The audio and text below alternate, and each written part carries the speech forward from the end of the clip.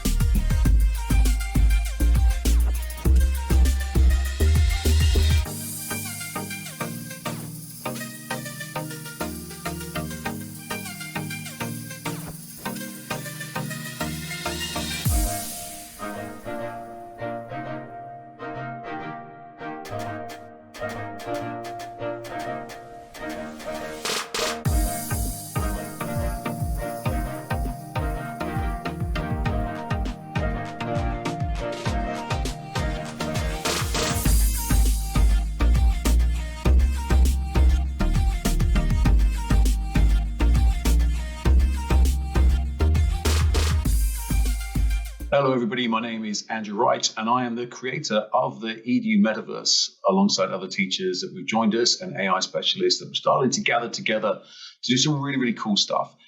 We would love you to be a part of it. We have created these virtual worlds that revolve around the 4 C's: collaboration, communication, critical thinking, and creativity. And more than anything else, creativity, because we think that's the way things are going to go or have already gone. So we are right on the cusp of education 3.0, the ability to learn anywhere, anytime from anyone, on anything. And we would love to share with you the worlds that we've been building.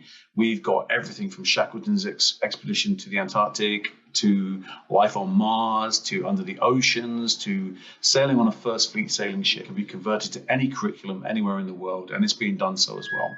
So we would love to welcome you onto this journey with us. If you're interested in what we're doing, if you're interested in pushing education forward, please don't hesitate to get in touch. You can find us at www.edumetaverse.com.au or on any of the social media platforms as EDU Metaverse. Hi everybody, this is Andrew Wright from the EDU Metaverse, and I'm going to be talking to you today about moving beyond the 4 walls, i.e. the classroom walls, and teaching and learning in the Metaverse with the AI, which we've been utilizing and leveraging to sort of transform education for students.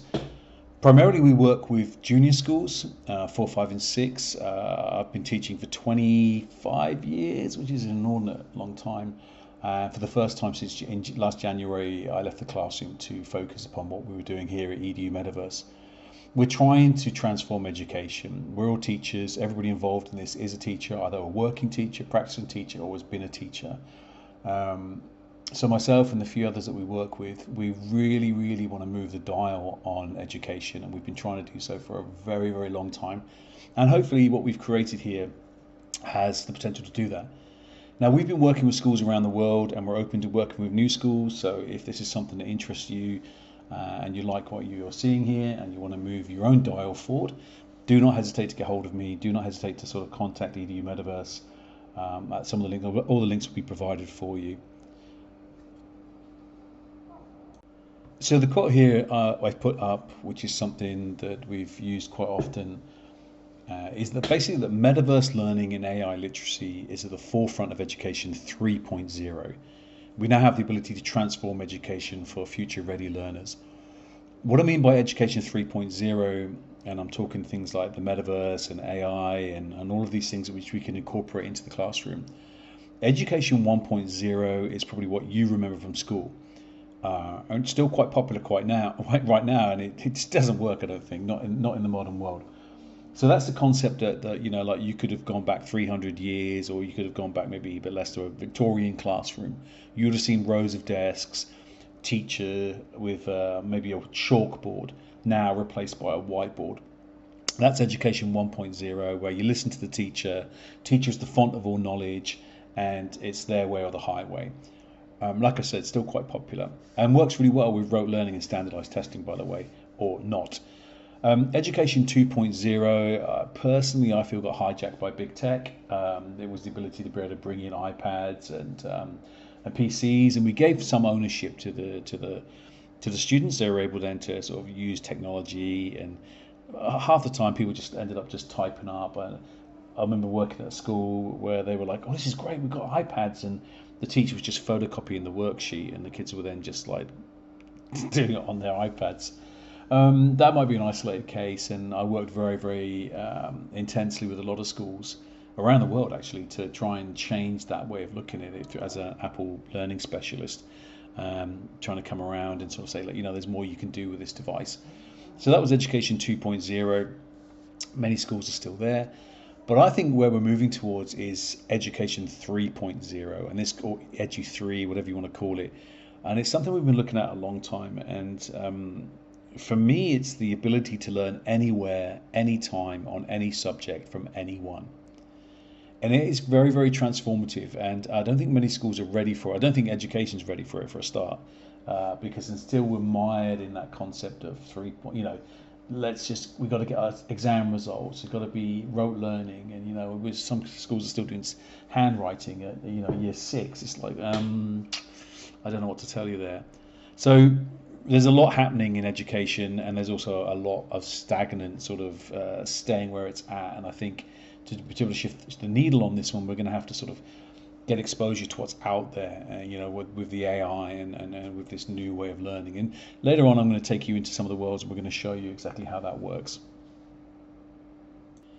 So it's probably a really good moment to explain to you what we think the metaverse actually is. And to be fair, you can see I've written here, to be honest, I think it's what we make it. And I genuinely believe that the metaverse is what we make it. And if you're being told it's headsets, it's VR, it's whatever, it's not. It's what, personally, we don't even use the headsets. We use WebXR, which allows you, and Frame VR, which allows us to sort of get the students into the world with just a hyperlink in a browser. So the metaverse is really whatever we want it to be, right? So we've created our own. We have 100 worlds, all geared around certain elements of the curriculum, and over 3 years of teaching and learning in these spaces. If you can properly think it, we've probably built it, because we've built it for our own classrooms, which is pretty cool. So what this allows us to do then, I think, is the metaverse allows us to drop the students into different spaces, engage them on a level that you might find in Fortnite and Minecraft. The control systems are exactly the same, and we're able to bring then, on top of that, we're able to import the AI chatbots or the character bots, which allow the students to immerse themselves in the world, but also to be able to create these incredible, engaging conversation pieces they can have with the AI.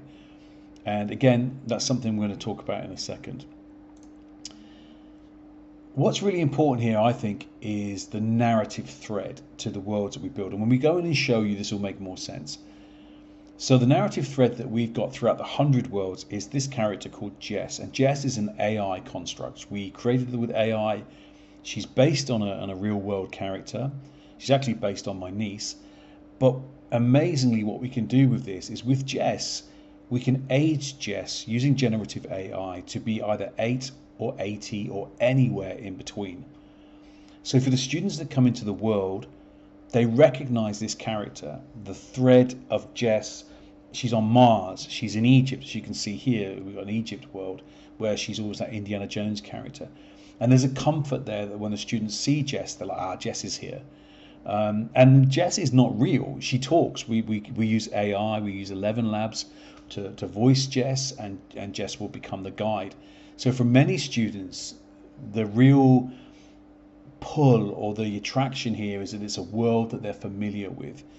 When they start to talk to Jess through the AI bot, they know who they're talking to. Now, we tailor every single AI bot to be a character, whether that be Jess or an aquarium manager or you name it.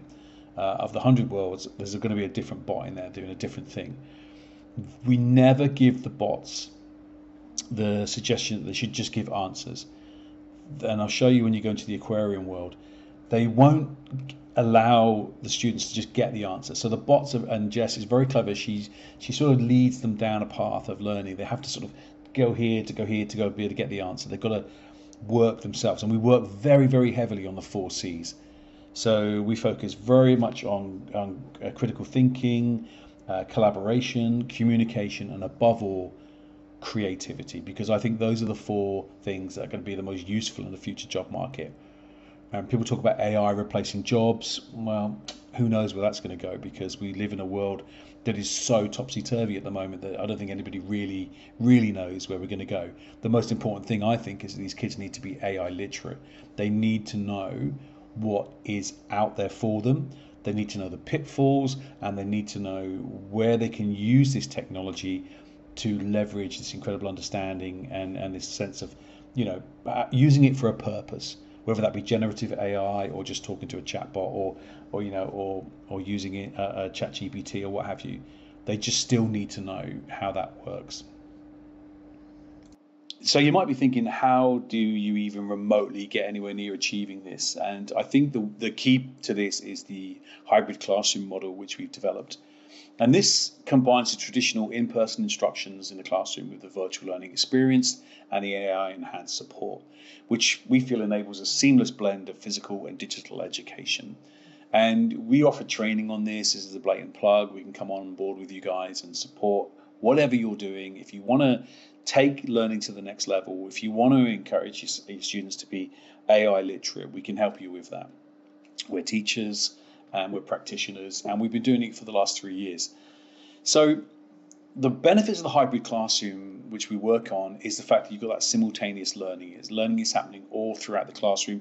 Some students are in the virtual world, some students are in the real world, and they can jump between the two. That gives us the flexibility, and it gives us the inclusivity. They're able then to sort of choose their own pathways. The virtual world integration and the AI bots, which you're going to see in a second in the aquarium, really engage. They just grip the students, and you've got this sense that when the bell goes, which we found before, nobody wants to leave. Now, I'll put my money where my mouth is here, and I've taken this. I've driven 8.5 hours to find remote schools in the middle of nowhere that don't have anything, and they've got their own traumas and trials. But to be able to go up to those places, offer them this, and show this model that we've got, and see those students engaged, and give those students a purpose, I can't put a value on that. So this way of learning works, right? We've got 3 years worth of it working. You can go to our YouTube channel, iTeacher and EDU Metaverse, and look at 100 different clips of students in those worlds. We can put in interactivities. What's key is the teacher facilitation. This model allows us to be able to have the AI to support the teacher, and the teacher is still always in control. But the teacher moves away from being the teacher to the facilitator. And I think that's really key in Education 3.0. We've seen enhanced engagement. We've got students that want to come to school, don't want to leave school. We could personalize the learning. And we've got this global collaboration happening where we're able to get students from Mexico or from Canada working with our own students here in Australia.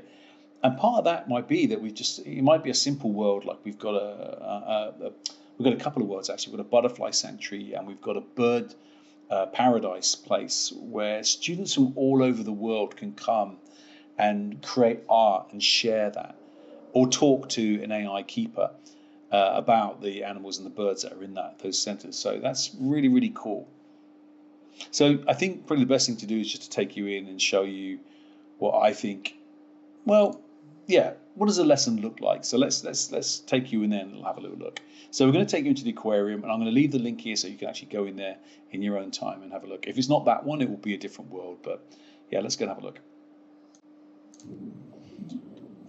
Okay, so here we are. We're in the aquarium, and like I said, we build everything in Blender, and we create all of the 100 worlds we built, and then we add them and drop them into Frame VR, which Frame VR is a fantastic platform, and we've been using it since we started.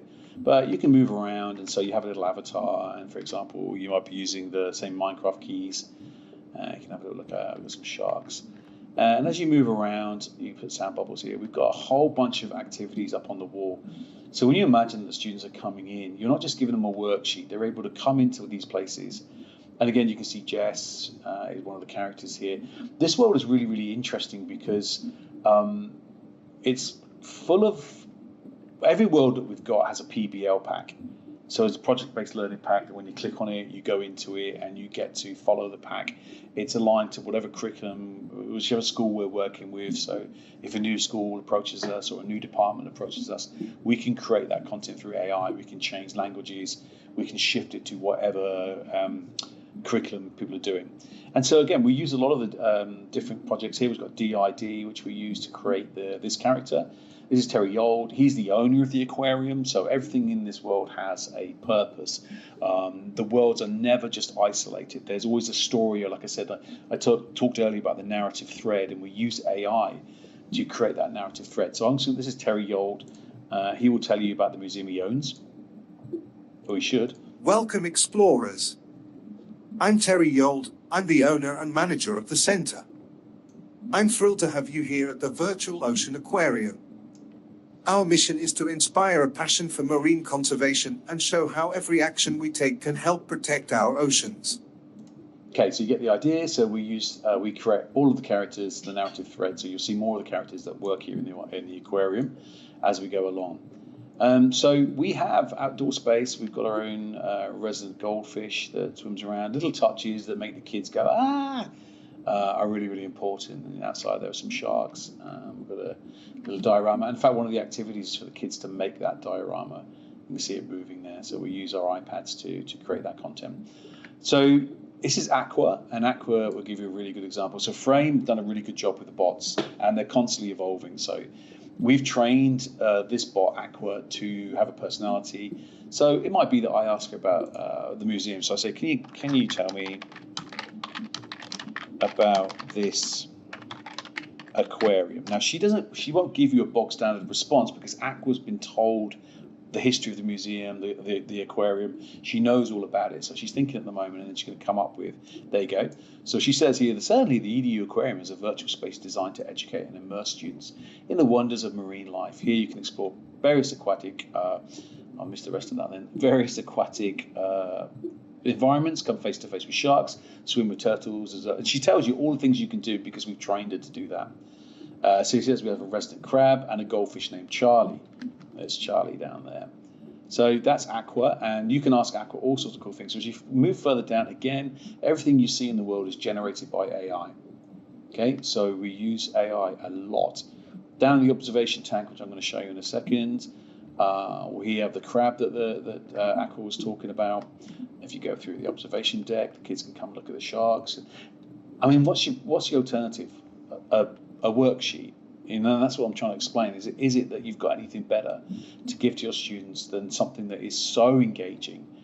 You know, and I get on my soapbox here a little bit because I look at what some places are doing, and you think, you know, you're knocking the metaverse, you're knocking this way of learning, and yet what are you putting out that's anything different? That's me going off my soapbox. I'm going to get off now. So here you can see we've got the whole team here. And you can see Jess, there's Jess, and she's one of the aquarium staff. She's the biologist. And we've got all of these people generated with AI. They're not real, obviously. They all have, in the booklet that I showed you earlier on, the PBL booklet, they all have a bio. And the kids then really understand that this is like a working, or is hypothetically a working aquarium, and all these people here. And it's really interesting because the first time we used it, kids were saying things like, I'd like to be an aquarium manager, or I'd like to be a biologist. I'd like to work with sharks, blah, blah, blah. So that's pretty cool. We have a resident dogfish, I think that is. Yeah, dogfish, or they've got different names all over the world. So yeah, we put in a lot of stuff here.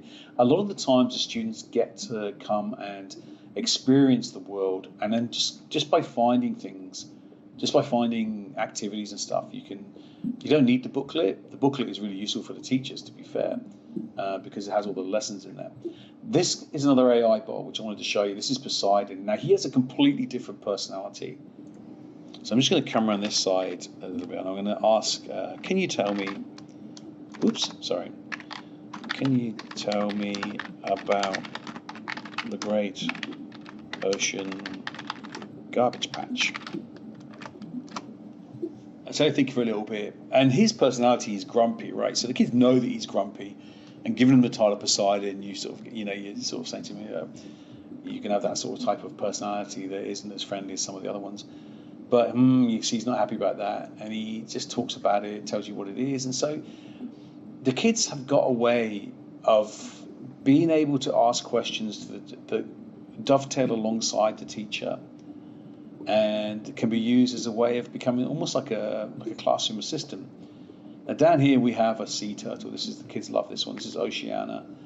And if you can't see it swimming around, and there's a turtle at the bottom. So I'm going to ask Oceana again. This is a third chatbot. This is our final chatbot. She's a chatbot. She's very friendly. And I'm going to say, who's this in the tank? Excuse my grammar. So this is probably the most popular part of this world. So she will tell you about the turtle, and the turtle's name is Charlie. Now we've trained her to talk about a real turtle, okay, that was actually washed up at the Cairns Rehabilitation Centre in Australia. And that story she knows, and she will talk all the way about that turtle. She tells them all about turtles, and her job is to teach the students how turtles can be protected. So there you go. So this is the aquarium space. Now this is one of 100 different worlds that we've built. Very basic, this one, and I'll show you in a minute one of the other ones and show you how the bots work in that. But yeah, you get an idea of how we can create these spaces then that students are able to enter and to work alongside and work with. So whatever, if you look at ocean studies, and the students here are looking at the plight of oceans and wildlife, and so this is a great stimulus to be able to get them to work.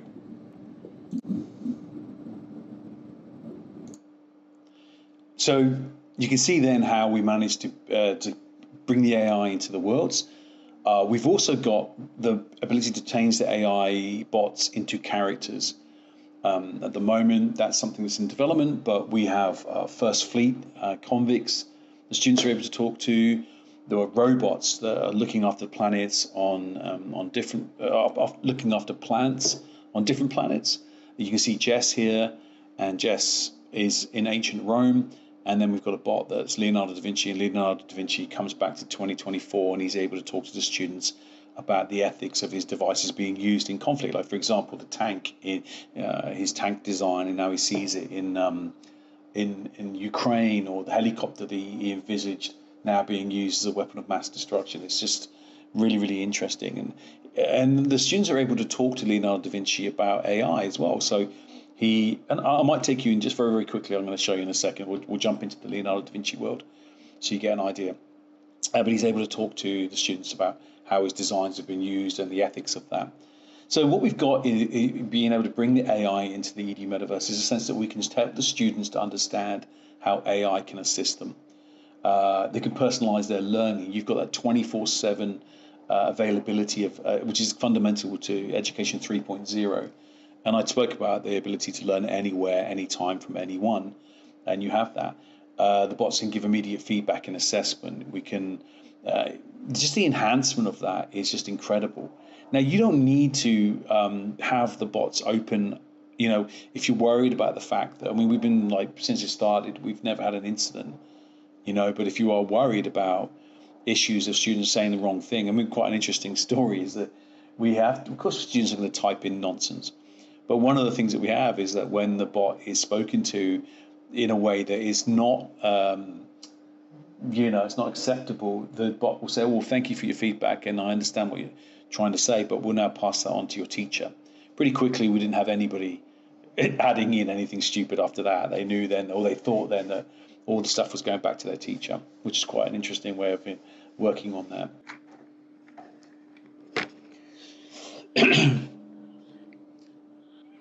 So to wrap up, I wanted to bring you into this space at the moment, just to show exactly what we're trying to do and trying to achieve. We got bushfires here in Australia are a huge issue. Wildfires for you guys in the US, massive. Around the world, it just seems to be getting worse and worse. So we created a world where, and again, another plug, we're literally looking all the time to work with government organizations, whoever it might be, to be able to get these out to people so they can actually maybe make some use and make a difference. So this is our wildfire world. You can have a little look. It's got a whole bunch of PBL packs inside it. There's an AI bot called, at the moment, I think she's called Delphine. She has, students can ask her all sorts of information about what to do in a wildfire, what you should do to prepare for one, and how to get out. So she's trained on that, and that's something that the students can use, or anybody can use, really. So as a platform for hopefully saving lives, this is something that people could go to. If you can't get hold of anybody, you could ask for information, So we've sort of tried to do that and incorporate all of these cool features.